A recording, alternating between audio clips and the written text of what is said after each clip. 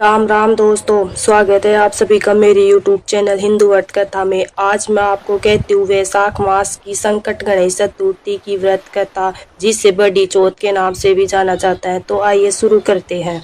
भगवान कृष्ण युधिष्ठिर को इस व्रत की महानता के बारे में बताते हुए कहते हैं कि प्राचीन काल में रतिदेव नामक प्रतापी राजा थे। राजा की मित्रता यम, कुबेर और इंद्रादि देवों से थी। उनके ही राज्य में धर्मकेतु नामक विज्ञानी ब्राह्मण रहते थे।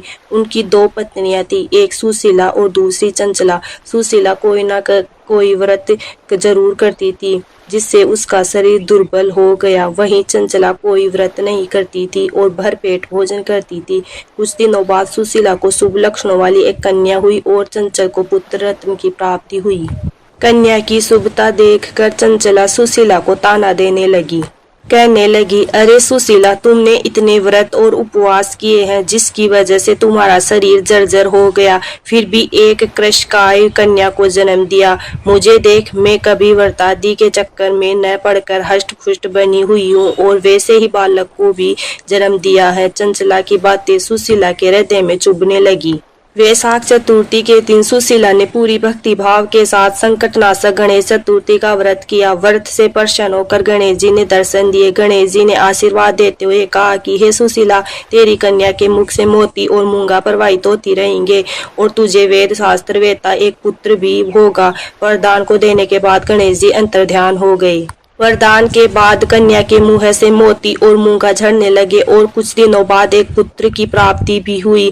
उसके कुछ दिनों बाद ही धर्मकेतु का स्वर्गवास हो गया और उनकी मृत्यु के उपरांत चंचला घर का पूरा धन लेकर दूसरे घर में जाकर रहने लगी। लेकिन सुशीला पति के घर में रहकर ही पुत्र और पुत्री का पालन पोषण करने लगी। कन्या की वजह से सुशीला के पास काफी धन एकत्रित हो गया। इस कारण चंचला सुशीला और उसके परिवार से ईर्ष्या करने लगी। एक दिन हत्या के उद्देश्य से चंचला ने सुशीला की कन्या को कुएं में धकेल दिया।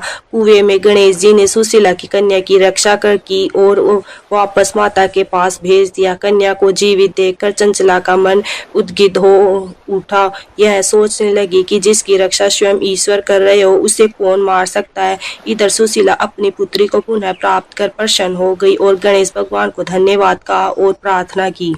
चंचला सुशीला की कन्या के चरणों में नतमस्तक हो गई और अपने किए की माफी मांगने लगी। चंचला ने सुशीला से कहा कि सुशीला, तुम बहुत दयावान हो और दोनों कुलों का उद्धार करे। जिसकी रक्षा स्वयं भगवान करते हो, उसका मनुष्य क्या बिगाड़ सकता है। इसके बाद चंचला ने भी वैशाख मास के कृष्ण पक्ष की चतुर्थी तिथि का व्रत किया। गणेश जी की कृपा से दोनों परिवारों के बीच सब सही हो गया।